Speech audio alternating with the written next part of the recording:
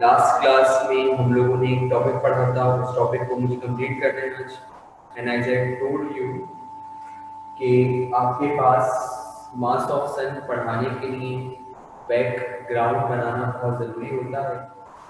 पहले मैंने आपके पास मास ऑफ सन पढ़ाने के लिए बैकग्राउंड बनाया था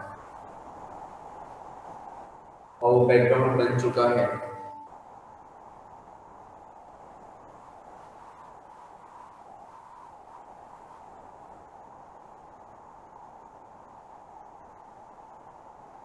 ठीक है, अब स्टार्ट करते हैं उस टॉपिक की कंप्लीशन कि वो टॉपिक किस तरह कंप्लीट होगा।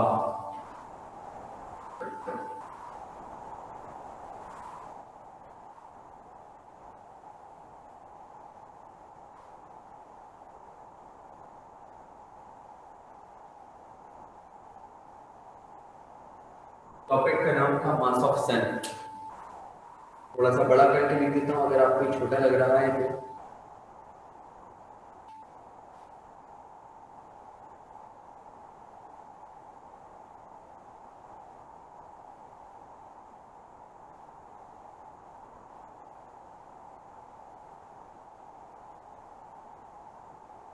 ये मेरे पास मौजूद था सन, यहाँ मौजूद थी अर्थ।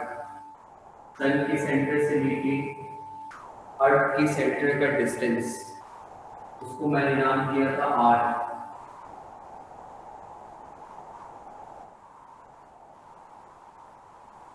और उसकी वैल्यू होती 1.49 एक्सपोनेंट 11 मीटर्स। सन के सेंटर से लेके अर्थ के सेंटर तक का डिस्टेंस, उसका मैंने आपके सामने जो लिया था डिस्टेंस वो क्या था आर। ठीक है, सन है, सन का मास हम नाम देंगे ms, अर्थ के मास को हम नाम देंगे me। सन का भी क्या है मास, अर्थ का भी क्या है मास। मास के बीच में होती है ग्रेविटेशनल फोर्स। तो मैंने यहाँ पे आपके सामने लिखा the gravitational force between sun and earth will be. इन दोनों के बीच में जो ग्रेविटेशनल फोर्स होगी वो ग्रेविटेशनल फोर्स बराबर होगी किसके, F is equal to G m1 m2 upon r square. F is equal to G m1 m2 upon r square. एक मास है अर्थ का और एक मास है सन का, तो m1 की जगह पे आ गया ms, m2 की जगह पे आ गया me, और यहाँ से लेके यहाँ तक कितना डिस्टेंस है r। अगर r के ऊपर स्क्वायर है तो हमने इस r के ऊपर भी क्या लगा दिया स्क्वायर। तो F is equal to G ms me upon r square. अगर आपसे कोई पूछे आपने क्या निकाला है तो आपने जवाब ये देना है कि आपने निकाली है सन और अर्थ के बीच में पाई जाने वाली ग्रेविटेशनल फोर्स। ग्रेविटेशनल फोर्स आपके पास इस अर्थ को ऐसे ऐसे घुमा रही है, इसका मतलब ग्रेविटेशनल फोर्स यहाँ पे प्रोड्यूस कर रही है कौन सी फोर्स, सेंटीमीटर फोर्स। तो मैंने यहाँ लिखा the gravitational force provides necessary centimetre force. Gravitational force हमें प्रोवाइड कर रही है necessary centimetre force. Gravitational force आपके पास अर्थ को गोल गोल घुमा रही है तो हमें प्रोवाइड कर रही है नेसेसरी सेंटीमीटर फोर्स। और सेंटीमीटर फोर्स का फॉर्मूला होता है Fc is equals to MAC। Centimetre force का फॉर्मूला होता है Fc is equals to MAC। Centimetre force का फॉर्मूला होता है Fc is equals to MAC। सवाल ये उठता है ये m किसका आता है। ये m उस ऑब्जेक्ट का मास है जो कि रोटेट करता है। ये m उस ऑब्जेक्ट का मास है जो कि रोटेट करता है। ये m उस ऑब्जेक्ट का मास है जो मूव करता है। सन स्टेशनरी है, अर्थ रोटेट कर रही है, तो जो रोटेट करने का मास भी उसी का आएगा। इसका मतलब यहाँ पे जो मास है ये अर्थ का मास होगा और इसको बोलेंगे एमई। वो एम की जगह पे आ गया एमई और साथ में लिखा हुआ है एसी। यहाँ पे जो मास है ये उस ऑब्जेक्ट का मास होगा जो मास आपके पास रिवॉल्व कर रहे हैं, गोल गोल चक्कर लगा रहे हैं। तो गोल गोल चक्कर कौन लगा रहा है? गोल गोल चक्कर लगा रही है अर्थ, तो मास भी अर्थ का है, और अर्थ का मास आएगा क्या कहलाएगा? एमई। कल की क्लास में मैंने एसी का फॉर्मूला ड्राइव करवाया था, और कल की क्लास में जो मैंने एसी का फॉर्मूला ड्राइव करवाया था, मुझे बताइए लाया फॉर्मूला क्या आया था? अस्सलाम वालेकुम sir, AC equals to 4 pi square R upon T square। Good. कल की क्लास में हमने जो फॉर्मूला ड्राइव किया था सेंट्रीपिटल एक्सेलरेशन का AC, वो बराबर आया था 4 pi square R upon T square. अगर आपको ये फॉर्मूला याद नहीं है या आप जानना चाहते हैं कि हाउ द फॉर्मूला केम, तो उसके लिए आप कल की क्लास का लेक्चर देखें, आपको वहां पे नजर आएगा। तो AC आपके पास बराबर है 4 pi square R upon T square. अब जहां पर AC है वहां पर AC की वैल्यू पुट कर दें, तो ये FC एज इट इज रहा, ये ME ऐसी रहा, ME ऐसी रहा, और AC की जगह पे उसकी वैल्यू आ गई 4 pi square R upon T square, और AC की जगह पे इसकी वैल्यू आ गई 4 pi square R upon T square. इसको लेबल करा मैंने इक्वेशन नंबर 1 और इसको लेबल किया मैंने इक्वेशन नंबर 2। दोनों को इक्वेट कर दें, इक्वेटिंग इक्वेशन 1 एंड 2, दोनों इक्वेशंस को इक्वेट कर दीजिए।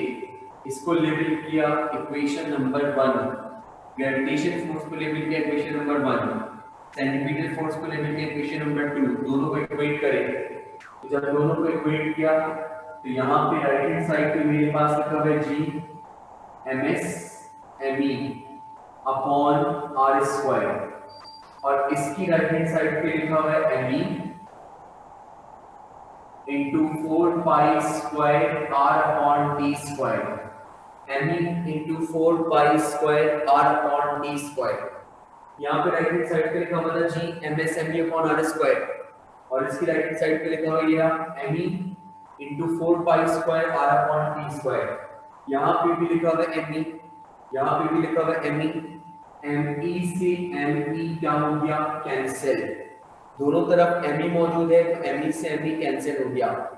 अब यहाँ पे मौजूद है MS, मुझे MS के लिए फॉर्मूला ड्राइव करना है। सिंपल सी मैथमेटिक्स है, बहुत सारे बेवकूफों को ये भी समझ में नहीं आ रही होती। मुझे MS के लिए फॉर्मूला ड्राइव करना है, ये R स्क्वायर हो रहा है डिवाइड, जब ये R स्क्वायर डिवाइड होगा वहां जाके मल्टीप्लाई हो जाएगा। तो और से देखिए जरा, यहाँ पे आपके पास ये बनेगा 4 pi square R, R square divide हो है, वहां जाके हो जाएगा मल्टीप्लाई। एक R पहले से मौजूद है और 2 R आप भी जो है सेम बेसिस मल्टीप्लाई होती है, पावर्स ऐड हो जाती हैं। तो जब इसकी पावर है 2 और इसकी पावर है 1, 2 + 1 3, तो ये बन गया 4 पाई स्क्वायर R क्यूब, ये बन गया 4 पाई स्क्वायर R क्यूब। जबकि ये कैपिटल G हो रहा है मल्टीप्लाई, नीचे जाकर डिवाइड, तो कैपिटल G नीचे जाकर डिवाइड होगा और ये बन जाएगा GD स्क्वायर, और ऊपर लेफ्ट हैंड साइड पे खाली क्या बचा? MS। आपको MS को सेपरेट करना था, ME से ME कैंसिल हो गया, R स्क्वायर डिवाइड हो रहा था, वहां जाके मल्टीप्लाई हुआ तो बना R क्यूब, और ये G मल्टीप्लाई हो रहा था नीचे जाके डिवाइड हुआ तो बना GD स्क्वायर। ये वो फॉर्मूला है जिसके जरिए हम मालूम कर सकते हैं mass of sun. This is the formula which is used to calculate mass of sun।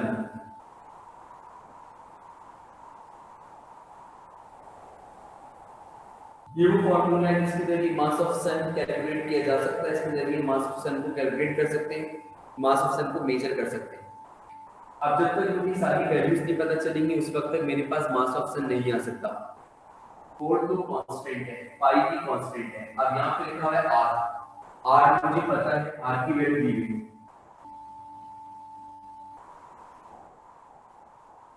और आपकी वैल्यू 1.49 एक्सपोनेंट 11 मीटर्स। ये नीचे लिखा हुआ है जी कहलाता है यूनिवर्सल ग्रेविटेशनल कांस्टेंट और उसकी वैल्यू होती है 6.67 एक्सपोनेंट -11 न्यूटन मीटर स्क्वायर पर किलोग्राम स्क्वायर। अब यहाँ पे एक चीज बची हो, क्या है? टी है टाइम पीरियड। यहाँ पे एक चीज बची है और आपके पास क्या है? टी है टाइम पीरियड। और ये टाइम पीरियड है, ये कौन सा टाइम है? ये वो टाइम है, सुन ले, अगर ये सन है, अगर ये सन है, यहाँ पे मैंने सन लिखा है, और अगर ये अर्थ है तो ये वो टाइम है जो सन के अराउंड अर्थ दे रही है एक चक्कर काटने के लिए। टाइम पीरियड का मतलब होता है time required by earth to complete one rotation around the sun.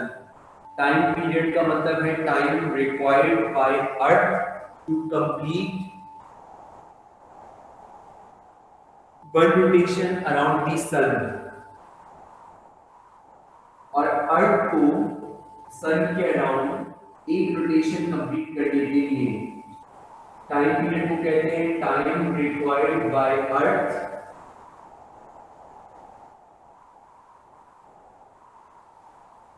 To complete one rotation around the sun. Time required by Earth to complete one rotation around the Sun.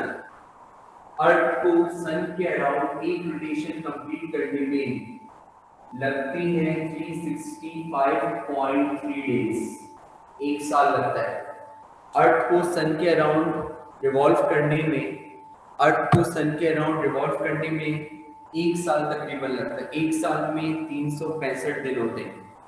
सवाल ये उठता है कि 365 के चले समझ में आ रहा है कि ये एक साल में 365 दिन होते हैं, लेकिन ये 0.3 का क्या कॉन्सेप्ट है?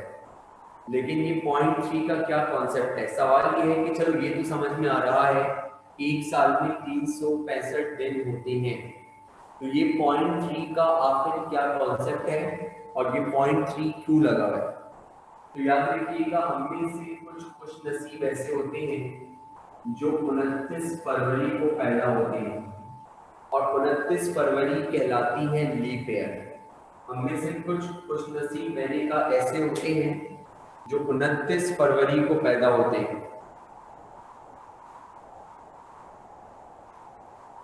और वो 29 फरवरी आपकी कहलाती है लीप ईयर। और ये लीप ईयर हर 4 साल में एक बार आता है, हर 4 साल में एक बार आता है। तो रेशियो बनता है 1/4, रेशियो बनता है 1/4। 4 साल में कितनी बार आता है? एक बार। तो अगर ये 4 साल में एक बार आता है तो इसका मतलब इसका रेशियो बनता है 1/4। रेशियो निकालने के लिए डिवाइड करते हैं।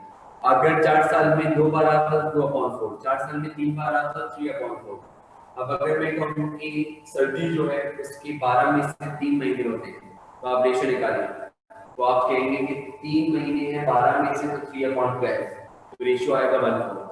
इसी तरह जो लीप ईयर होता है वो हर एक दिन आता है 4 साल में, तो रेशियो बनेगा 1/4। 1/4 का मतलब ये बनेगा 0.25। 0.25 को राउंड ऑफ कर देते तो बन जाता है 0.3। तो जब 365 में 0.3 ऐड करते हैं तो बनता है 365.3 डेज। अब हम दिन में काम नहीं करते, हमारा हमेशा यूनिट रहता है सेकंड्स, हम सेकंड्स में काम करते हैं। तो एक दिन में पाए जाती है 24 घंटे, एक दिन में पाए जाते हैं 24 घंटे, एक घंटे में पाए जाते हैं 60 मिनट और एक मिनट में पाए जाते हैं 60 सेकंड्स। एक दिन में 24 घंटे, 1 day 24 hours, 1 hour 60 minute, 1 minute 60 seconds. इसका आंसर मुझे बताएं मल्टीप्लाई करके, क्या जो मैं लिख रहा हूँ यही होता है या कुछ और होता है? आंसर मुझे बताइए इसका।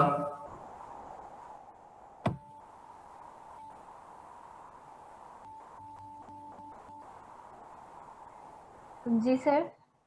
आंसर होता है बेटा, सही आंसर है? यस सर, यही है। इसका आंसर है 31561920। ये मुझे इसका टाइम पीरियड मिल गया। अब ये सारी वैल्यूज उठाइए और इस फॉर्मूले में पुट कर दीजिए। तो वहां पे लिखा हुआ है ms is equals to 4 pi square, पहले लिखा हुआ है 4, पाई का मतलब 3.142, अगर पाई के ऊपर स्क्वायर है तो इसकी वैल्यू के ऊपर स्क्वायर, फिर r क्यूब आ रहा है, r का मतलब है 1.49 एक्सपोनेंट 11, अगर r के ऊपर क्यूब है तो उसकी वैल्यू के ऊपर भी क्यूब। कोई चीज ऐसी नहीं है जो आपको ना पता हो, सब आपको पता है। आपके पास 4 ऐसे आ गया, पाई का मतलब 3.142, अगर पाई के ऊपर स्क्वायर था आपने भी स्क्वायर लगा दिया।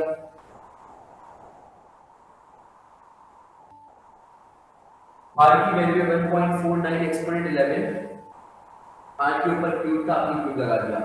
नीचे लिखा हुआ है gt स्क्वायर, g का मतलब है 6.67 एक्सपोनेंट -11 और t आपने अभी भी निकाला 31561920 और gt स्क्वायर है तो t के ऊपर हमने क्या लगा दिया स्क्वायर। जब इस पूरे फैक्टर को हम सॉल्व करेंगे तो हमें मिलेगा मास ऑफ सन। एग्जामिनर को पता है कि आपको आंसर याद है और आपको भी पता है कि आपको आंसर याद है, तो इस पूरे फैक्टर को सॉल्व करेंगे तो हमें मास ऑफ सन मिला 2 एक्सपोनेंट 30 kg। वैसे इसका आंसर आता है मास ऑफ सन मिला 2 एक्सपोनेंट 30 kg, वैसे इसका आंसर आता है 1.96, लेकिन 1.96 को हम नॉट ऑफ कर देते हैं 2, तो मुझे इसका आंसर मिलेगा कितना 2 एक्सपोनेंट 30 kg और 2 एक्सपोनेंट 30 kg मास ऑफ सन के बराबर होगा। तो मास ऑफ सन मेरे पास 2 एक्सपोनेंट 30 kg के बराबर आया। ये आपके पास टॉपिक था जो ग्रेविटेशन में था, जिसमें आपके पास था मास ऑफ सन। ये मुझे आपको बनाना था, कल से कंटिन्यू हुआ था टॉपिक, बट हम इसको कंप्लीट नहीं कर पाए थे, तो that we did so today. तो आज हमने इसको कंप्लीट करा। ये मास ऑफ सन आपके पास टॉपिक था। अब जो टॉपिक मुझे कराना है उस टॉपिक का बहुत इंपॉर्टेंस है और वो इंपॉर्टेंस बहुत ज्यादा है। अब जो टॉपिक मैंने कहा मुझे कराना है उस टॉपिक की बहुत इंपॉर्टेंस है, वो इंपॉर्टेंस बहुत ज्यादा है।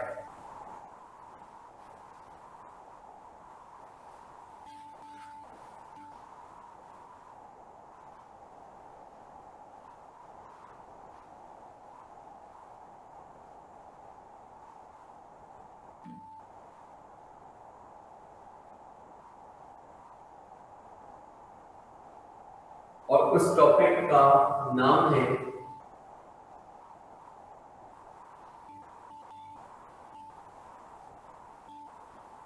Variation of g with altitude.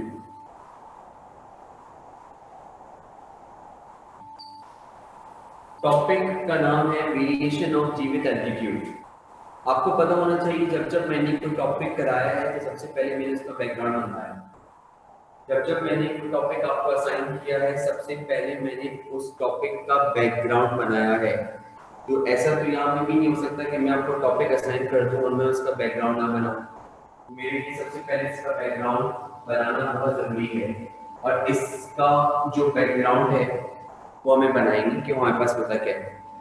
एक बात ध्यान में रखिएगा, ये बात मैं आपको एक छोटी सी बता रहा हूँ, फिर बहुत सारी नई नई बातें होंगी आज की क्लास में और सारी बातें आपको जहन में बिठानी है क्योंकि टॉपिक बहुत इंपॉर्टेंट है और पूरा आने वाला लेक्चर इन्हीं टॉपिक्स पे बेस करता है क्योंकि you can not miss even a single term in that. ठीक है। एक्सेलरेशन ड्यू टू ग्रेविटी जिसको हम बोलते हैं 9.8 metre per second square. Acceleration due to gravity जिसको हम बोलते हैं 9.8 metre per second square. Acceleration due to gravity हर जगह के ऊपर कांस्टेंट नहीं रहता। एक्सेलरेशन ड्यू टू ग्रेविटी हर जगह पे कांस्टेंट नहीं रहता। I repeat, acceleration due to gravity हर जगह पे कांस्टेंट नहीं होता। अब जुमला सुनिए क्या बोल रहा हूं। अगर ये हमारी अर्थ है, ठीक है, तो अर्थ के साथ दो काम हो सकते हैं। या तो हम ऑब्जेक्ट को एल्टीट्यूड पर लेके जाएं, this is altitude. Altitude means height. Earth के साथ दो काम हो सकते हैं, या तो हम एल्टीट्यूड पर लेके जाएं या फिर उसको हम ऑब्जेक्ट को एल्टीट्यूड पे ले जाने के बजाय डेप्थ में लेकर आए। या तो हम उसको एल्टीट्यूड पे लेके जाएं या उसको हम डेप्थ पे लेकर आए। आई रिपीट, या तो उसको हम एल्टीट्यूड पर लेकर जाएं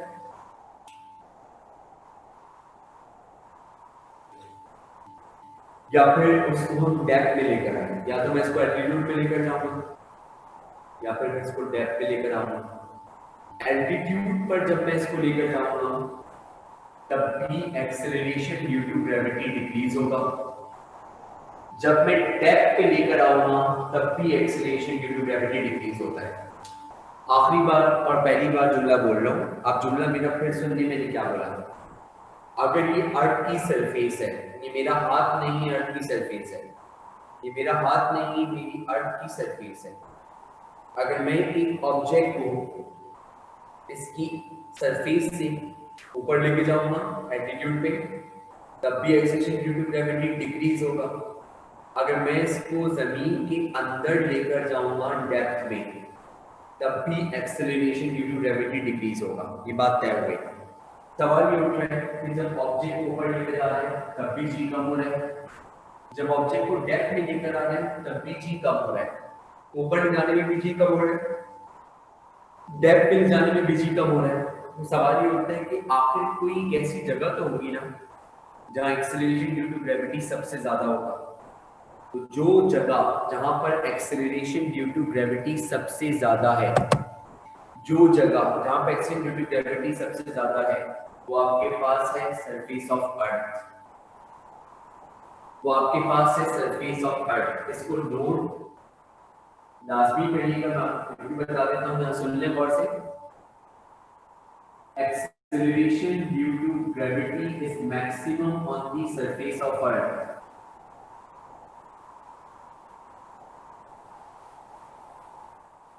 Acceleration due to gravity is maximum on the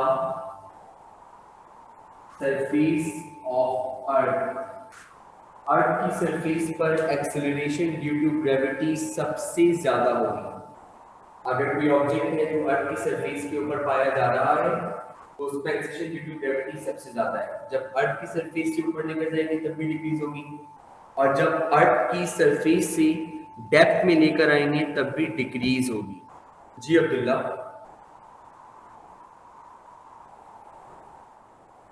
Abdullah Yasin कुछ पूछना चाह रहे हैं? अस्सलाम वालेकुम सर। अस्सलाम। सर ये वैसे ये रीजन क्या है, ये जब डेप्थ में भी जाएगी और अल्टीट्यूड में जाएगी तो डिक्रीज हो रही है? ठीक है, ठीक है, ओके।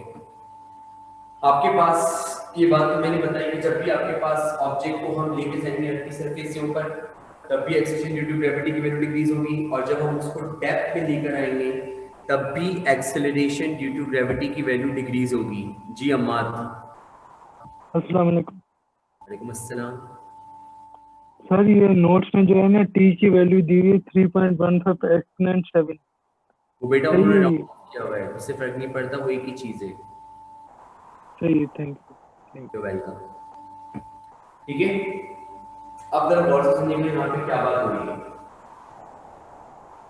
अब मैं अगर आपसे बोलूं आज की क्लास में कि मुझे एक्सेलरेशन ड्यू टू ग्रेविटी की वैल्यू बताएं, तो आप बोलेंगे एक्सेलरेशन ड्यू टू ग्रेविटी की वैल्यू होती है 9.8 मीटर पर सेकंड स्क्वायर। आप मुझे बोलेंगे एक्सेलरेशन ड्यू टू ग्रेविटी की वैल्यू होती है 9.8 मीटर पर सेकंड स्क्वायर। आज की क्लास में मैं टॉपिक चेंज कर रहा हूं और मैं कह रहा हूं कि मुझे एक्सेलरेशन ड्यू टू ग्रेविटी की वैल्यू नहीं चाहिए, मुझे एक्सेलरेशन ड्यू टू ग्रेविटी की इक्वेशन चाहिए। कब? जब ऑब्जेक्ट अर्थ की सरफेस पर।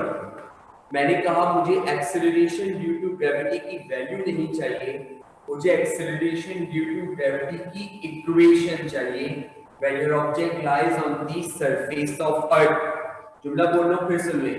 मैंने कहा एक्सेलरेशन ड्यू टू ग्रेविटी की वैल्यू बताएं, ये ऑब्जेक्ट अर्थ की सरफेस पर कितनी वैल्यू है? आपने कहा 9.8। मैंने कहा मुझे वैल्यू नहीं चाहिए, मुझे एक्सेलरेशन ड्यू टू ग्रेविटी की इक्वेशन चाहिए when your object lies on the surface of अर्थ। जब आपका ऑब्जेक्ट अर्थ की सरफेस पर हो, यानी कि ये ऑब्जेक्ट है और ये अर्थ की सरफेस पर है, तो मुझे बताइए कि एक्शन ड्यू टू ग्रेविटी की इक्वेशन क्या होगी। तो आप मुझे बोलेंगे एक्सेलरेशन ड्यू टू ग्रेविटी की जो इक्वेशन होगी जब वो अर्थ की सरफेस पर होगा तो वो होगी g=gma/r²। मैं बता भी दूंगा ये कैसे आई, फिलहाल इसको रटे इसको, ये चैप्टर का सबसे ज्यादा इंपॉर्टेंट पार्ट है। अगर मैंने कहा कि कोई ऑब्जेक्ट अर्थ की सरफेस पर है तो मुझे पता है एक्सेलरेशन ड्यू टू ग्रेविटी की इक्वेशन क्या होगी, तो आप बोलेंगे g=gma/r²। आइंदा आने वाले दिनों में अगर आपने अपनी आसानी आपको प्यारी है और आपको अगर अपनी पढ़ने वाली जिंदगी प्यारी है ना, तो इस इक्वेशन को याद रखिएगा कम से कम आइंदा आने वाले 3 या 4 दिन के लिए। This equation represents acceleration due to gravity तब जब आपका ऑब्जेक्ट अर्थ की सरफेस पर होगा। जब कोई भी ऑब्जेक्ट अर्थ की सरफेस पर होगा तो उसके अंदर जो एक्सेलरेशन प्रोड्यूस होगा ग्रेविटी की वजह से वो होगा g=gma/r²। So this is the acceleration due to gravity when your object lies on the surface of earth। अगर आपसे कोई पूछे फॉर्मूला कैसे आया तो मैं आपको एक्सप्लेन कर देता हूँ। एक्सप्लेन करना आपको पता नहीं है, कोई मसले वाली बात नहीं और आपके लिए भी कोई मसले वाली बात नहीं है। अब जरा यहाँ देखिए, ये मौजूद है मेरे पास अर्थ का रेडियस कितना होता है r, अर्थ का मास कितना होता है m, और अर्थ की सरफेस पे एक ऑब्जेक्ट मौजूद है जिसका मास है m। ये जो मैंने सर्कल बनाया है इसको आधा सर्कल में कह रहा हूँ, सेमी सर्कल ही अर्थ है। अर्थ का मास मेरे पास कितना है m, अर्थ का रेडियस मेरे पास कितना है r, और अर्थ की सरफेस के ऊपर एक ऑब्जेक्ट मौजूद है और उस ऑब्जेक्ट का मास मेरे पास कितना है m। अगर मैं आपसे कहूंगा कि अर्थ का मास है, आप बोलेंगे बिल्कुल है। मैं कहूंगा ऑब्जेक्ट का मास है, बोलेंगे बिल्कुल है। मैं कहूंगा मास के बीच में कौन सी फोर्स होती है, तो आप बोलेंगे ग्रेविटेशन फोर्स। तो मैंने कहा इन दोनों का ग्रेविटेशन फोर्स बताएं क्या होगा, तो आप बोलेंगे ग्रेविटेशन फोर्स होती है F=gm1m2/r²। फिर आप बोलेंगे सर ये बन जाएगा g, एक मास की जगह आ जाएगा me, एक मास की जगह आ जाएगा m, और r की जगह पे आ जाएगा re। अगर r के ऊपर स्क्वायर है तो r के ऊपर d स्क्वायर आ जाएगा। तो ये बना F=gmem/r²। यहाँ तक बात है। मैं कहूँगा ग्रेविटेशन फोर्स क्या चाहती है, आप बोलेंगे ग्रेविटेशन फोर्स चाहती है कि ऑब्जेक्ट अर्थ के सेंटर की तरफ जाए, और मैं कहूँगा कि वेट क्या चाहता है, तो आप बोलेंगे वेट भी चाहता है कि ऑब्जेक्ट अर्थ के सेंटर की तरफ जाए। ग्रेविटेशन फोर्स चाहती है कि ऑब्जेक्ट अर्थ के सेंटर की तरफ जाए। अगर मैं कहूँगा वेट क्या चाहता है, तो आप बोलेंगे वेट भी चाहता है कि ऑब्जेक्ट अर्थ के सेंटर की तरफ जाए। क्योंकि हमने वेट के बारे में पढ़ा formula, weight is nothing but the force with which earth attracts a body towards its center is known as weight। इसका मतलब ये force weight के बराबर होगी, और weight is the product of mass and acceleration due to gravity। This force is equals to weight, और weight is the product of mass and acceleration due to gravity। और right side पे क्या लिखा हुआ है gmem/r²। लेफ्ट पे क्या मौजूद है m, राइट पे क्या मौजूद है m, लेफ्ट के m से राइट का m कैंसिल, क्या बचा पढ़ लीजिए g=gme, और नीचे लिखा हुआ है r²। ये आ गई इक्वेशन जो मैंने यहाँ लिखी थी, g=gme/r²। चेक कर लें ऑब्जेक्ट कहाँ है, object on the surface of अर्थ। मैं आपसे कभी भी नहीं कहूँगा मुझे इसको ड्राइव करके दे, मुझ पे बस एक एहसान करिएगा, और एहसान ही करिएगा कि इस इक्वेशन को ना भूलिएगा। ये मेरा मुंह दुख चुका है बोल के, मैं आखिरी बार बोल रहा हूँ, इस इक्वेशन को ना भूलिएगा। This is the acceleration due to gravity when your object lies on the surface of earth। क्योंकि इस क्लास में जो रिजल्ट की सूरत हाल है जिसमें मैं कॉपीज चेक कर रहा हूँ, तो मुझे पता है कौन सा बच्चा अपनी मेहनत से कर रहा है और कौन सा बच्चा छाप के कर रहा है, कौन सा बच्चा वो टेस्ट किया ही नहीं। क्योंकि आपके 2 टेस्ट ऑन कैंपस हुए थे, ऑन कैंपस से मैं ऑनलाइन को आराम से कंपेयर कर सकता हूँ, बात को अपने ध्यान में रखिएगा, ठीक है। तो मुझे भी पता है यहाँ पे बहुत सारे बच्चे जो है सिर्फ खाना पूरी करने के लिए, टाइम करने के लिए आ रहे हैं और उल्टी सीधी हरकतें करने के लिए आ रहे हैं। पढ़ाई लिखाई से उनको कंसर्न है नहीं, ठीक है। उनको सिर्फ उल्टी सीधी हरकतों में अपना नाम बनाना है, तो बनाइए उसमें नाम, फिर अल्लाह ताला भी देख रहा है, वो भी हिसाब लेने वाला है, बनाइए। तो यहाँ पे g बराबर है किसके, gme/r²। इक्वेशन मुझे मिली कब, जब आपका ऑब्जेक्ट लाया करता है ऑन दी सरफेस ऑफ अर्थ। अब मैं इस बच्चे के सवाल पे आ रहा हूँ, वही मेरा टॉपिक है। डेप्थ की बात करेंगे डेप्थ की क्लास में, पहले करेंगे एल्टीट्यूड की बात। अब जरा गौर से सुनिएगा मैं क्या बोल रहा हूँ। जब भी डिस्टेंस लिया जाता है ना, डिस्टेंस हमेशा हम लेते हैं अर्थ के सेंटर से ऑब्जेक्ट तक। नोट कर लिए कहीं पर भी, distance is always taken from centre of the earth to object.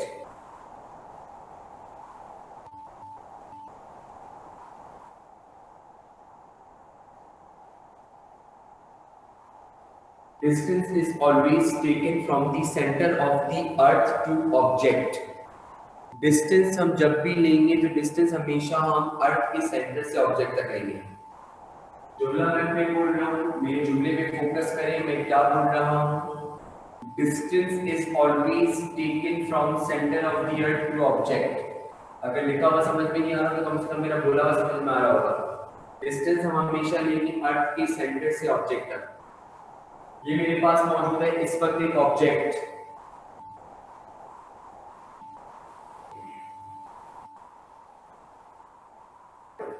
ये मेरे पास मौजूद है। अभी तक बैकग्राउंड चल रहा है, बैकग्राउंड में तो मैं आया नहीं हूं, अभी सिर्फ बैकग्राउंड ही चल रहा है अभी तो। ये मेरे पास मौजूद है इस वक्त एक ऑब्जेक्ट, और यहां से यहां तक कितना है RE, और ये ऑब्जेक्ट अर्थ की सरफेस पर है। This object lies at the surface of अर्थ। ये मेरे पास एक ऑब्जेक्ट है, ये ऑब्जेक्ट कहाँ है? अर्थ की सरफेस पर।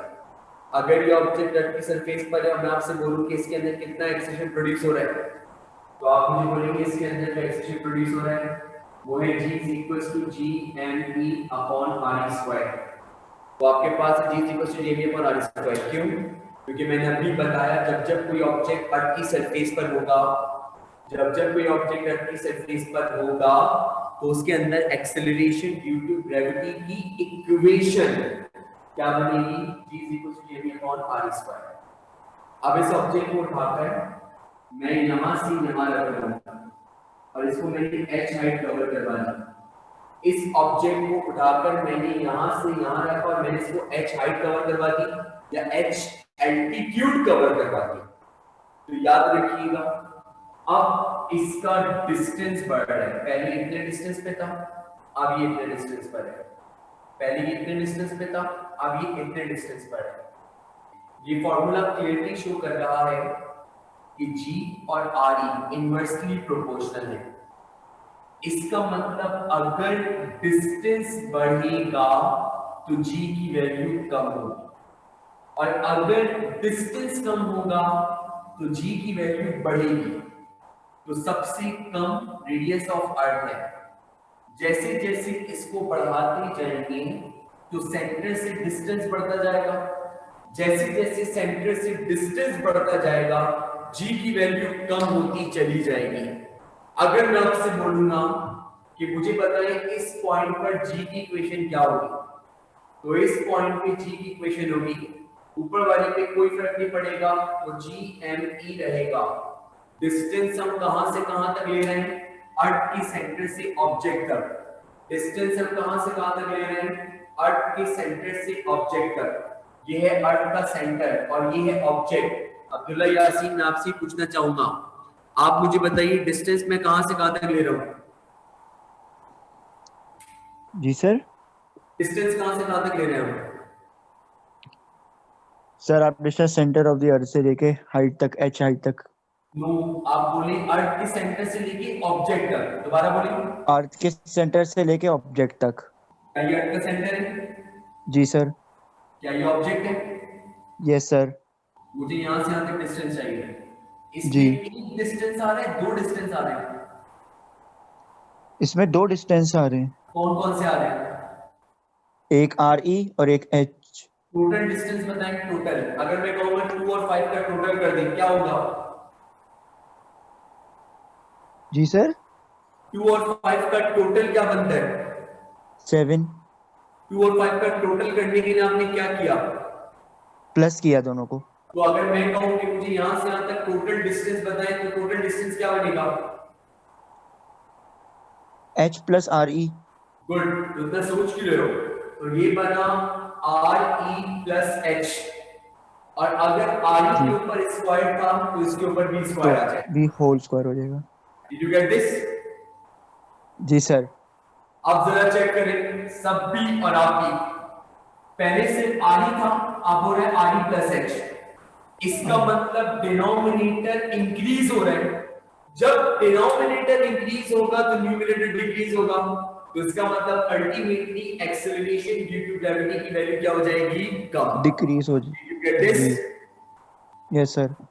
ओके, तो ये हमारे पास बात थी जिसको हमने आपके पास यहाँ पे देखा कि जब आप एक ऑब्जेक्ट को अर्थ की सरफेस से रेस करेंगे एक h हाइट के ऊपर, तो एक्सेलरेशन ड्यू टू ग्रेविटी की वैल्यू में डिक्रीज आएगा। अब एक जुमला सुनने में क्या बोल रहे हैं? जब एक्सेलरेशन ड्यू टू ग्रेविटी की वैल्यू मालूम करेंगे हम एल्टीट्यूड पर या डेप्थ पर, उसको हम बोलेंगे g डैश, और यही g डैश कहलाता है variation of g with altitude. g है अर्थ की सरफेस पर, g है अर्थ की सरफेस पर, g है अर्थ की सरफेस पर। जब मैंने इसको एल्टीट्यूड पे शिफ्ट किया, g की वैल्यू में चेंज आया, कम हो गई। जब मैंने इसको एल्टीट्यूड पे शिफ्ट किया, g की वैल्यू में चेंज आया, कम हो गई। जब मैंने इसको एल्टीट्यूड पे शिफ्ट किया, g की वैल्यू में चेंज आया, कम हो गई। वो जो g की वैल्यू में चेंज आ रहा है उसको हम रिप्रेजेंट करेंगे g डैश से। किससे रिप्रेजेंट करेंगे? g dash. अगर आपसे कोई पूछे g डैश का नाम क्या है, तो आप बोलेंगे variation of g with altitude. अगर किसी ने बोला variation of g with altitude को कोई सिंबल दे दे, किसी ने बोला variation of g with altitude को कोई सिंबल दे दे, तो आप क्या बोलेंगे? g dash. g is the acceleration due to gravity when an object lies on the surface of earth, और g dash acceleration due to gravity के अंदर आने वाला चेंज है। कब? जब हम ऑब्जेक्ट को रेस कर रहे हैं from one point two another point. चलिए, अब मैं किसी से सवाल पूछूंगा यहाँ पे और मुझे उसका आंसर चाहिए, क्विक आंसर चाहिए। क्विक आंसर नहीं देंगे तो मैं फायदा नहीं, म्यूट कर दूंगा, बता रहा हूं पहले ही। मुझे आंसर देंगी अलिशबा कोमल, अनम्यूट कीजिए जल्दी फटाफट।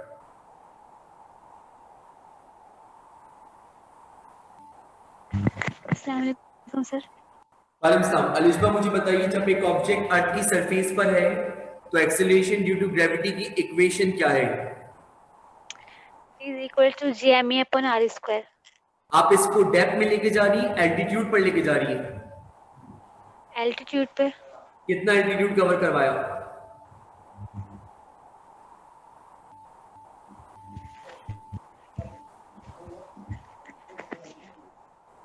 स्क्रीन देखिए। गुड।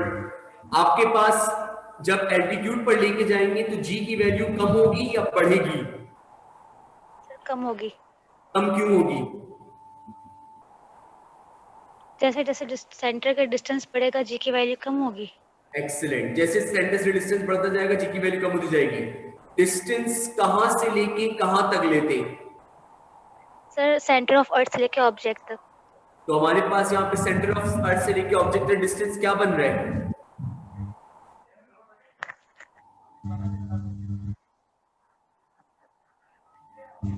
यहाँ से लेके यहाँ तक डिस्टेंस क्या बन रहा है?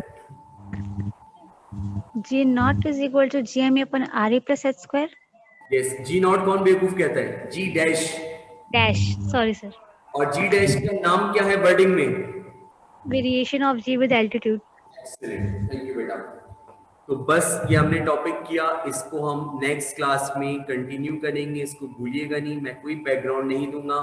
10 मिनट मेरे बैकग्राउंड बनवाने में वेस्ट हो जाते हैं हर क्लास में, क्योंकि क्लास 3 दिन बाद होने वाली है, अब वो वेस्ट की बात है, तो मैं बैकग्राउंड नहीं बनवाऊंगा। मैं भी बता रहा हूँ, ये दोनों बातें अपने पास नोट करके रखिएगा। अब मैं सिर्फ आपको डेरिवेशन की तरफ इसका ड्राइव करवाऊंगा formula. Thank you. Test topic आपका थर्सडे को आ रहा है, तो टेस्ट टॉपिक में भी टाइम है, तो इंशाल्लाह ताला मैं संडे तक आपके टेस्ट के टॉपिक अनाउंस